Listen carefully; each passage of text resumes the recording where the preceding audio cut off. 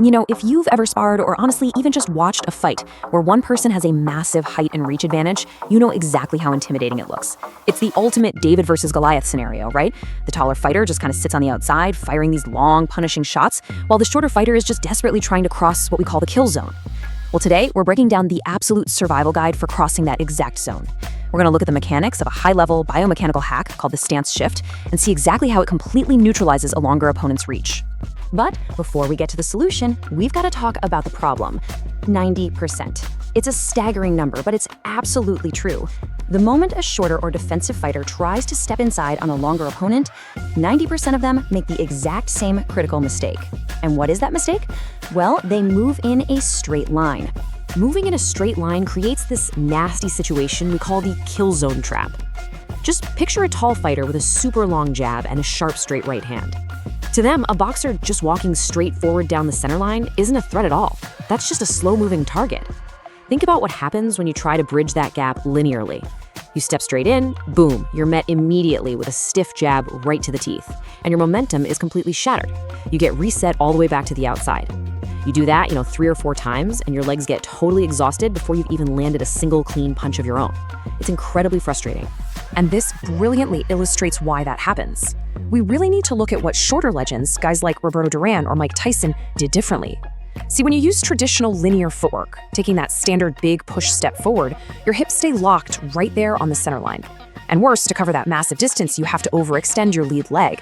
The absolute second your lead foot floats up in the air, your balance is suspended. You literally have no rear foot ground contact to brace yourself against. So if you get caught mid-step, you're knocked entirely off balance.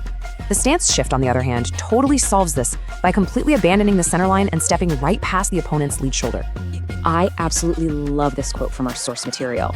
Change the spatial matrix. To enter safely against a longer fighter, you can't just focus on closing the distance. Because if you just close the distance, well, you're really just getting closer to their weapons. Instead, you have to fundamentally occupy the space where the taller fighter's hands simply aren't. You have to literally change the geometry of the fight. So the crucial point is really understanding what a stance shift actually is. A lot of beginners hear stance shift and they think, okay, it just means switching from orthodox to southpaw and staying there. Actually, scratch that, that is not a combat shift. A true stance shift is a dynamic transitional vector move. You're taking the natural momentum of your own punch or feint and you're using it to pass your rear leg completely past your lead leg.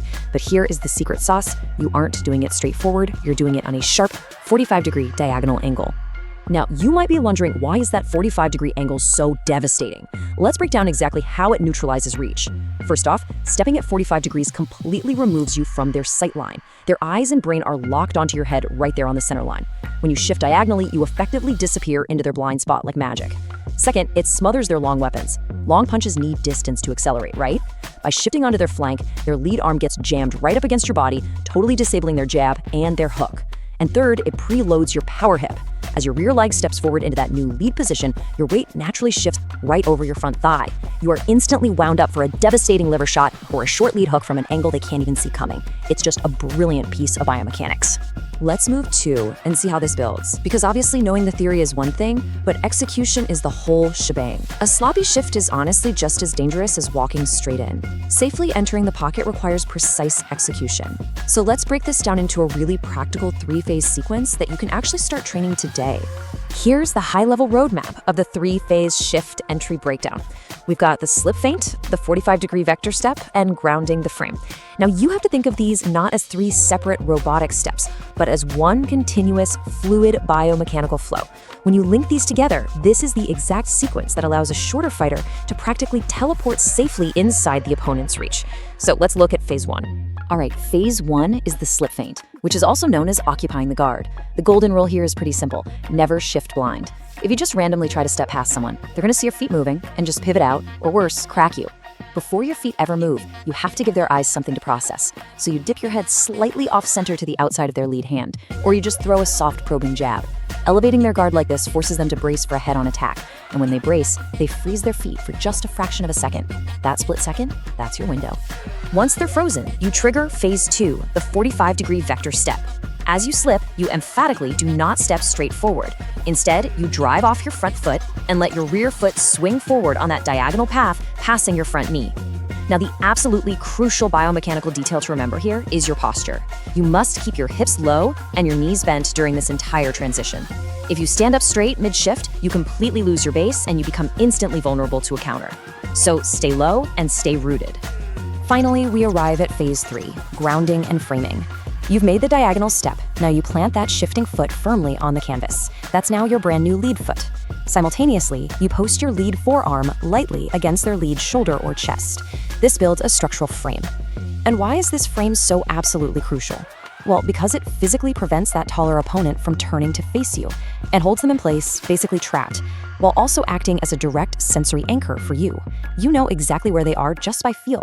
That allows you to fire off those devastating short hooks and body shots without even having to look. You've completely bypassed their reach and locked them right in the pocket.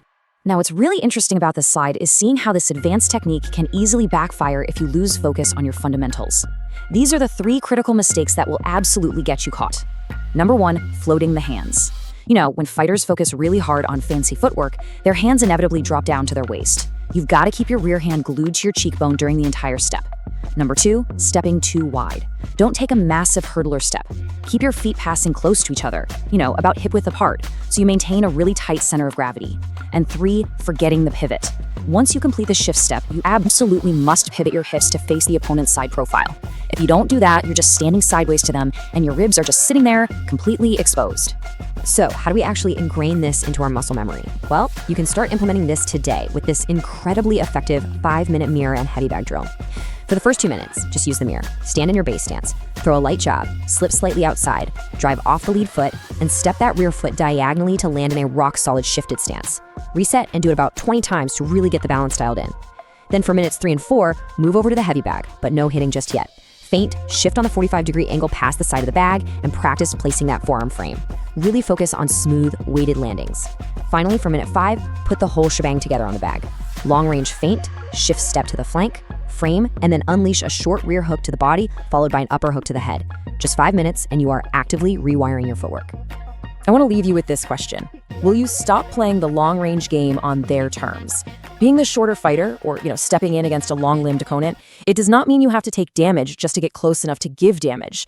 The second you master the stance shift, you stop accepting the disadvantages of the kill zone. You start forcing those taller opponents out of their comfort zone and into tight, claustrophobic quarters where your short power punches absolutely dominate. Try this drill in your